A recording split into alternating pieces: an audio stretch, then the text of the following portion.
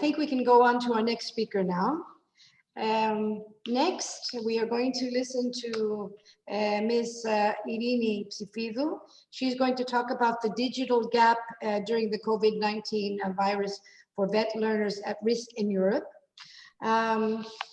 Psifidou is an expert from the Department of Learning and Employability from the European Center for the Development of Vocational Training. Thank you very much. Thank you very much to you too. Thank you for this invitation. It's so nice to have a Greek moderator because it's the first time I hear my last name be spelled correctly. It's my pleasure, and I really thank you for this invitation. Congratulations to the university for having organized this so relevant event. As well said, I'm coming from the European Center of Vocational Education and Training. This is a decentralized European agency, which is based in my home city, actually, Thessaloniki in Greece. And if you are not familiar with what we do at CEDEFOP is to promote vocational education and training, to support the European Commission, European member states and social members to strive for an attractive and excellent VET. VET is the acronym of Vocational Education and Training in Europe. So to not lose more time, I will now share my presentation. Just give me a second.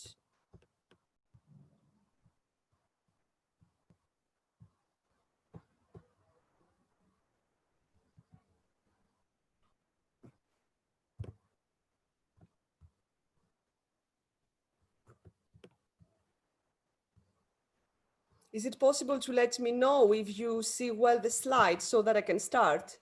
We see them perfectly well. Excellent, thank you. Right, so actually my presentation links very well with what has been already said by the previous speaker, that I really appreciated his intervention. It's interesting to see that all the key messages reached are also brought into our research, which concerns different European countries and also countries beyond Europe. At CEDEFOP, we decided to carry out a kind of an instant research on COVID-19 to explore how the pandemic and especially the school closure in Europe has affected VET and elements of VET at different dimensions. So what I will present you today actually is a series of different papers that we have published. And the one of my intervention is about one of the points also made by the previous speaker about the digital gap during COVID-19 for VET learners at risk in Europe. We have, you see the countries here that we include in this research, that we conducted a very small survey for 3 weeks, as you see, in April and May. And we've also translated into different languages the summary of the report. So I invite you to have a more thorough look, because I will be quite brief in my presentation. To tell you that we have at CEDEFOP a network that we call Ambassadors Tackling Early Leaving from Vocational Education and Training. And we actually launched this questionnaire to this network, who are different policymakers, learning providers and experts across Europe, candidate countries who have an interest in this topic. And they help us maintain an online toolkit that we have developed with several resources for tackling early leaving from vocational education and training. These are the questions that we address. Basically, we want to see how the school closure has impacted learners at risk specifically, but also how teachers and trainers have been affected by the pandemic and the school closures, and also to see how both learners at risk and teachers and trainers in vocational education and training always. So this paper focuses on vocational education and training, have been also supported in order to address all the challenges faced. Here you may see some of the support that was provided to learners at risk in order to, as we call it, to be able to work in this new normal. In almost all schools and countries that we investigated, you may see that they did really their best to ensure access to distance education. For learners at risk, they provided free provision of the necessary equipment and free unlimited internet connection. It was interesting to see how there were partnerships with private telephone companies, also in my country, in Greece, in order to provide this free unlimited internet connection to social disadvantaged learners. They were also offering training opportunities to learners on digital skills and competencies. As very well said from the previous speaker, we should not assume that our students, our learners, they know how to learn online. So also providing support to them to also develop digital skills and be able to receive online training, online learning. It was also one of the measures offered. A very important measure was that they were translating material into different languages spoken by ethnic minorities and refugees. Material meaning like guidance, how to access online, how to not translating curricula, obviously, but really all the guidelines needing in order to have accessibility to online learning, and also to including sign language for hearing impaired students. It was also very interesting to see in several countries that it was providing individualized distance support to learners at risk and their parents, not only in academic aspects, but also in mental health aspects that were very, very important for supporting me during this crisis. And an aspect that actually very few countries managed to address, and this is something that we should look very, very carefully, I think, as of September, October, if it happens to have another lockdown, it was to monitor learners' engagement in online classes. So both learners' presence, but also learners' engagement.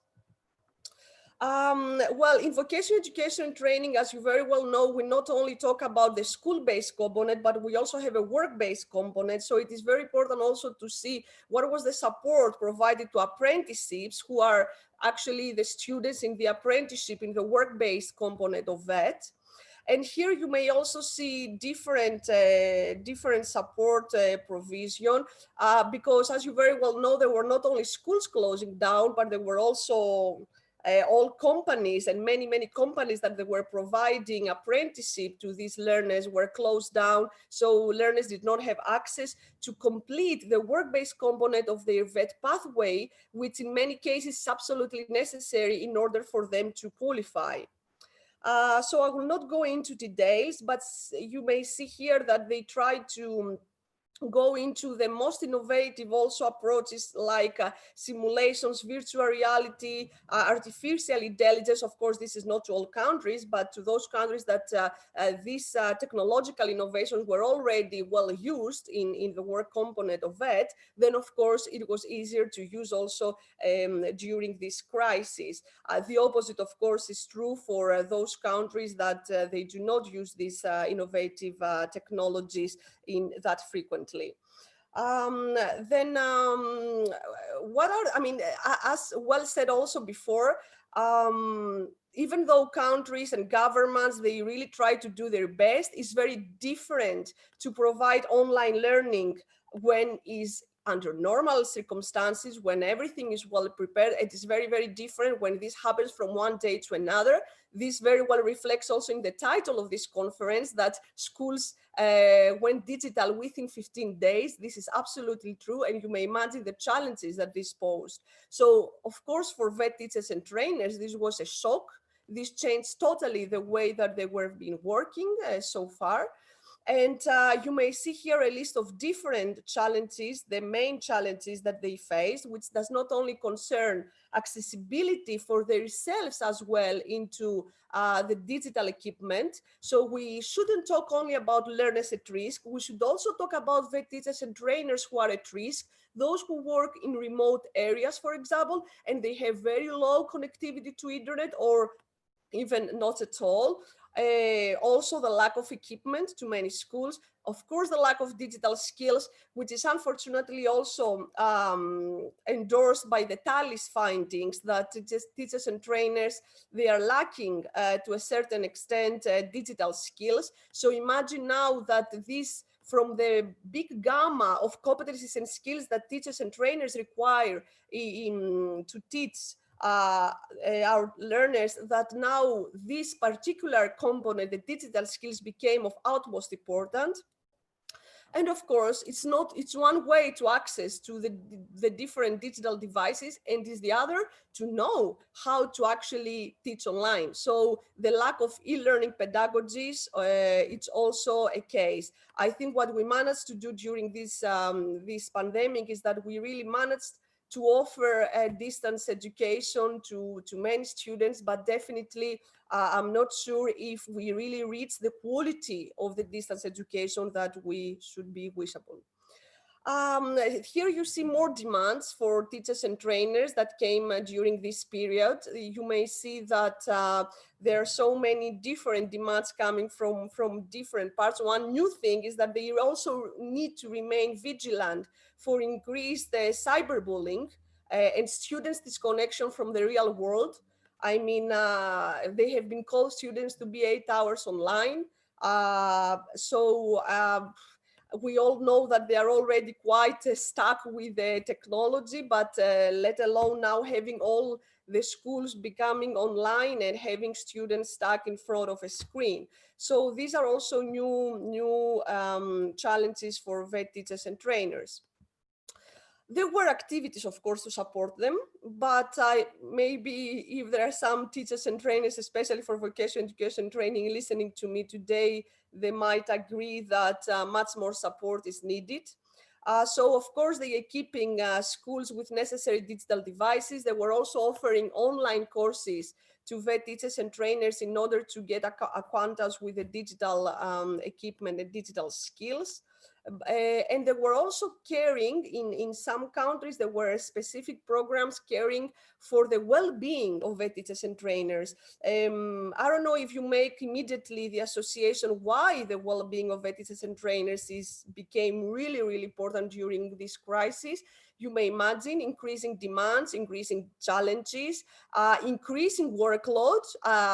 Sometimes it was so unfair to be accused for being on vacations, whether they were striving to really make a sense to all this chaos and still continue providing education and training to their students. So all this, of course, affecting their well-being, of course, affecting their job satisfaction, and so other elements.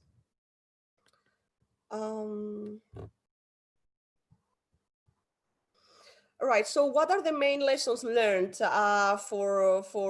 COVID-19 times for VET teachers and trainers? Is one important thing, it's of course that digital learning formats do have their limits, especially if they are not well prepared, as we said.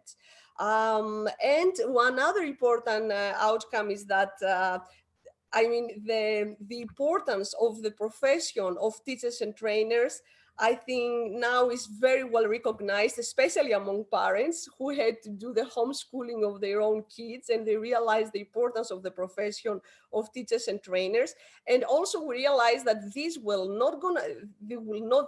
one of the jobs that will not be really replaced by technology. And this is not only a message from this paper with preliminary findings that we have that we've carried out, but is for a broader a survey that we've done at CEDEFOP about jobs and skills. And we saw that actually the profession of teachers, irrespectively if it's for general education or VET, is the one which is least affected and being at risk of being replaced by robots.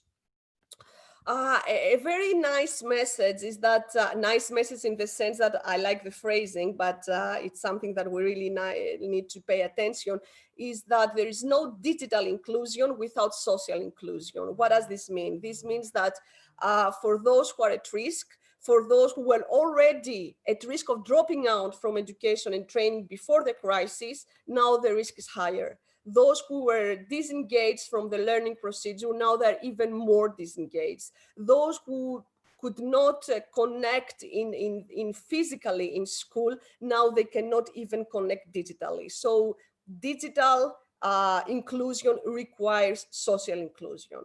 And something that I referred to before, achieving quality is as important as ensuring accessibility in distance learning. This means quality vocational, training, pedagogies, online pedagogies are necessary. Adapting curricula, contents for online learning is important.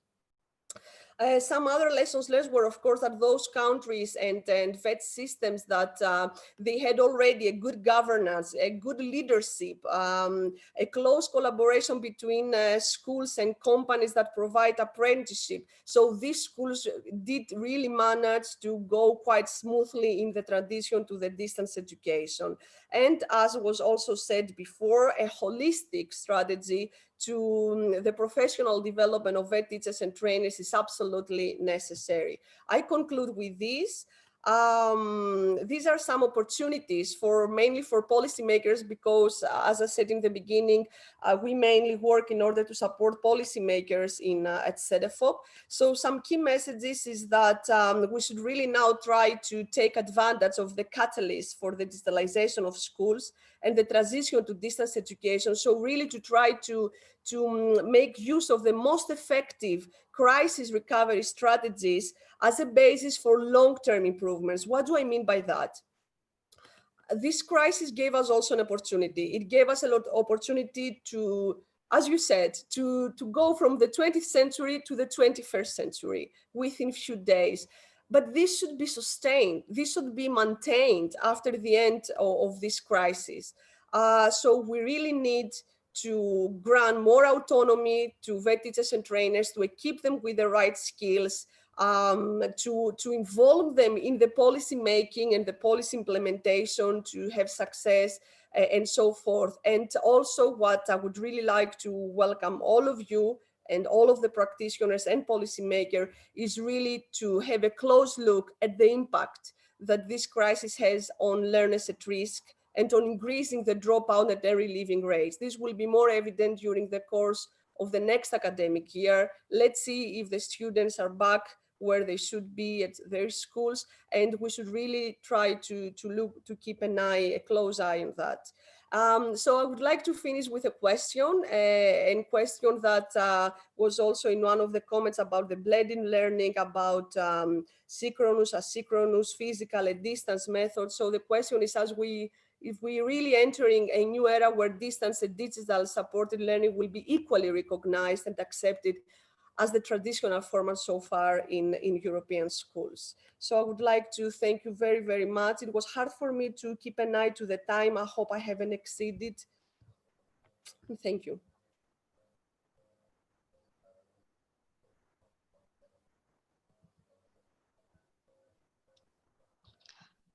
Thank you, Irene Psifidou. Can you hear me?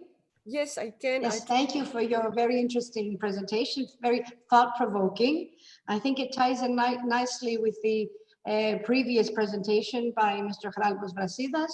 And I like the fact that you are talking about people who are already at risk. And I think that this is a very important issue that we have to take into consideration. And of course, vocational training is something that isn't, I think, discussed very much in this field.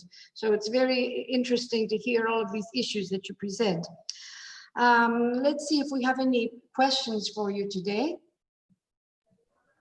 Yes, we have two questions. Mm-hmm. The first one is regarding which is the level in Greece, referring to supporting activities for at-risk learners in comparison with European countries or USA. We haven't done such a comparison. We haven't compared what is the degree of support in the different European countries. This would have required a very rigorous research. As I said in the very beginning, this is only based on preliminary findings of a very short survey that we were aiming to really bring some insights of what is happening in different countries. As I may say, but it's not a conclusion of any kind of evidence, I think that pretty much same approaches were addressed in different countries.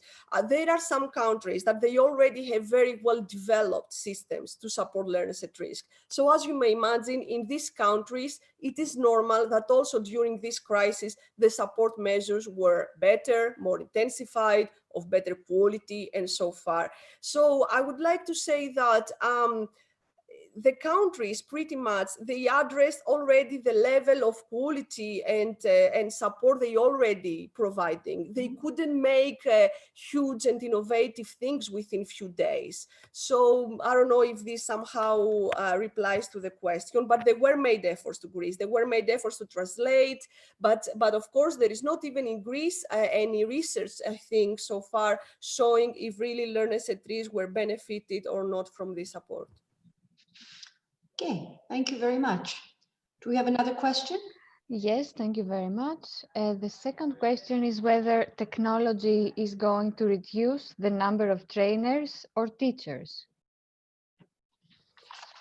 Thank you for this question. I would like to refer you to this European survey on skills and jobs that we've done at CEDEFOP. The findings are published, where you will see that, as I said, teachers and trainers is the profession that has the least risk to be replaced by robots and by technology in comparison to many other jobs who are at higher risk to be replaced. So I think that teachers and trainers are not robots, and we will never become robots, because they are not only teaching contents, they're teaching character, as the previous speaker said. They are teaching so many soft skills that a robot, maybe, I don't know, in 2050, the opinion might be different, but for the time being, also all evidence we've done and collected at CEDEFOP shows that the risk is minimized.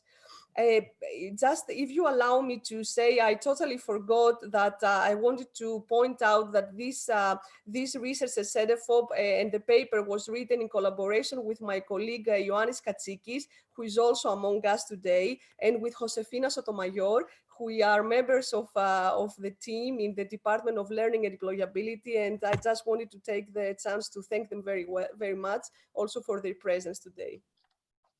Okay. Thank you very much. I think there are more things we can discuss. We can leave them to the end of the panel discussion. Thank you very much for your very thought-provoking presentation. We have one more question. So, do you think that integrating e-learning in VET education could better align VET curricula with job qualifications and specifications through European Union? This is my personal opinion now. I mean, as you may imagine, the major challenge during this crisis was how to teach practical skills in vocational education and training online. As you may imagine, it's extremely difficult to be able to aim to develop sector-specific and practical skills through distance education. Of course, countries used virtual simulations, as I said, and different other, even other different innovative and digital support methods. However, if you are not in the real workplace, I mean, if you are a nurse, if you are starting to become a nurse and you may not access hospitals during COVID-19 in order to assist to patients, in order to work in your real environment, if you're a mechanical engineer and you may not enter into your workplace to work there, I think the physical space is absolutely necessary. So I wouldn't say that e-learning alone would ever be able to really help students and VET students to equip their practical skills. Thank you very much. I think we should move on to the next speaker now. Okay, thank you once again.